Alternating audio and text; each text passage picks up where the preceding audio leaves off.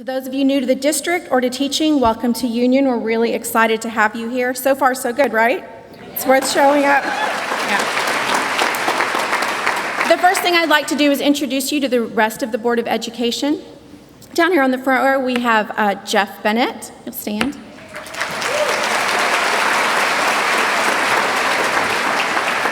We have Mr. Ken Kinnear.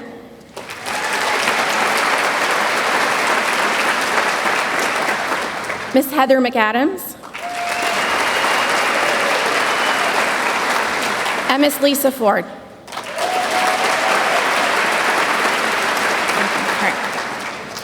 Well, one of the surprising things that's happened to me since I've been serving on the Board of Education is that all of these students have started to feel like my own children. It happened gradually, but I find myself right now being familiar with the work of students and teachers that I've never met before. Sometimes it's a little creepy when I'm out and I'm like, oh yeah, I know you, I know what you did, but I try to roll with it.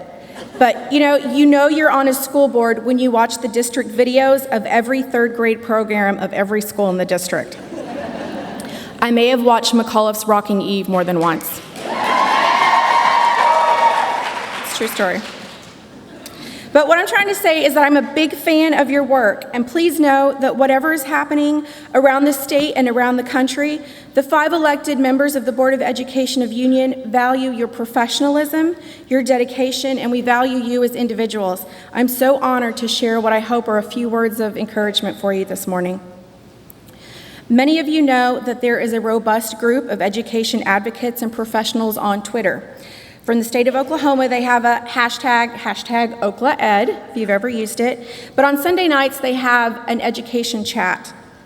I really like to listen in on it.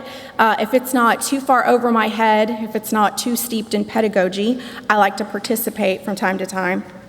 But some months ago, the topic for the evening was strategic plans.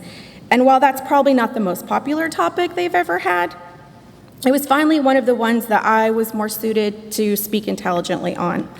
And the first question of the evening was, what is your district's strategic plan? There were a lot of answers like making lifelong learners, excellence, responsible members of society.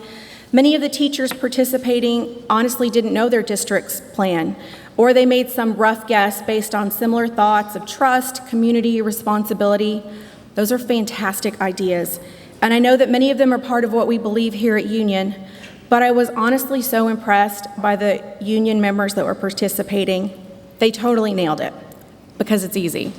100% graduation, college and career ready.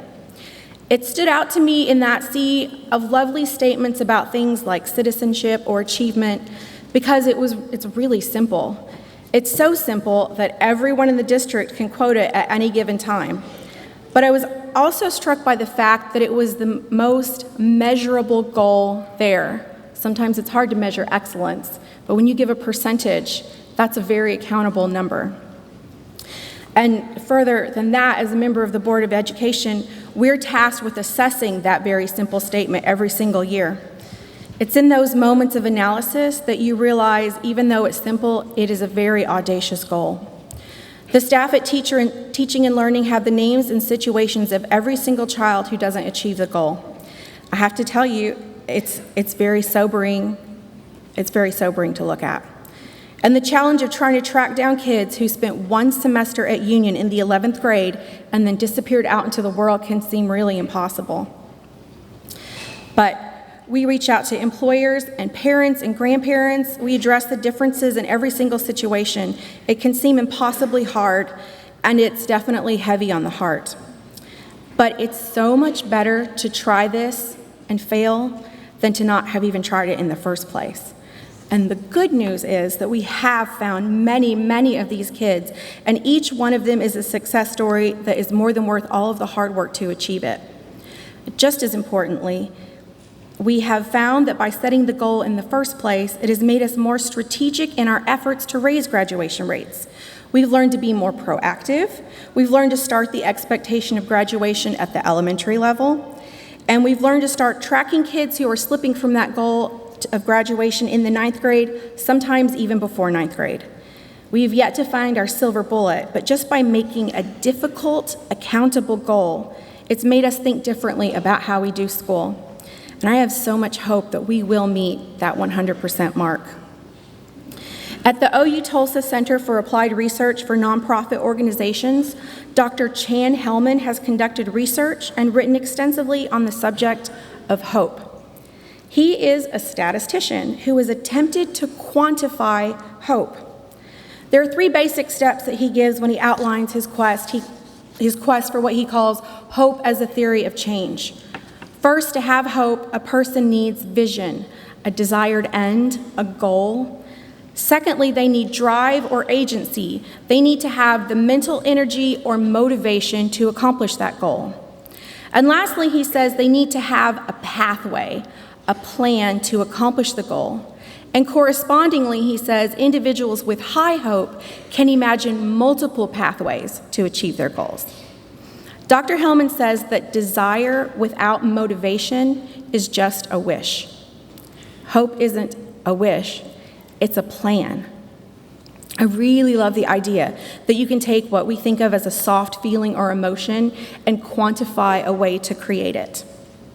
And that, ladies and gentlemen, is what you do every day at Union Public Schools. We have large goals like graduation, but they're broken down into so many small steps until every person in this room creates hope for a living. That is really the very essence of education, instilling goals in our kids and giving them the means to accomplish it. Now, sometimes our students don't have the same goals that we do. They can be pretty motivated to impress the girl sitting next to them in class. Your goal is to teach them the circumference of a circle. But because you are professionals, you know how to make them confident in their own abilities. You give them drive when you share your own hopes for their education. Sometimes our goals are state mandated, and they come with high stakes and no funding. But you find a way to give 8- and 9-year-olds the hope that they will be strong readers because you are educated professionals and know more about the pathway to literacy than platitude-heavy politicians. All right.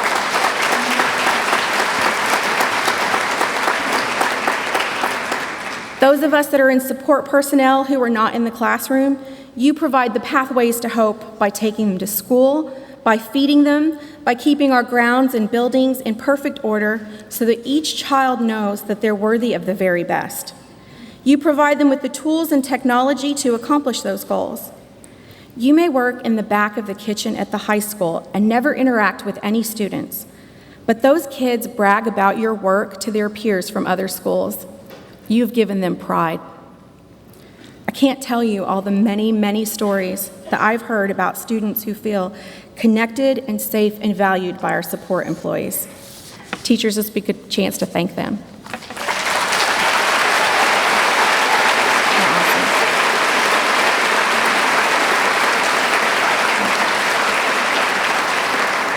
I've spent a lot of time volunteering in pre-K, and on that first day of school next week, those little babies will come to our classrooms and they will not know how to walk in a line.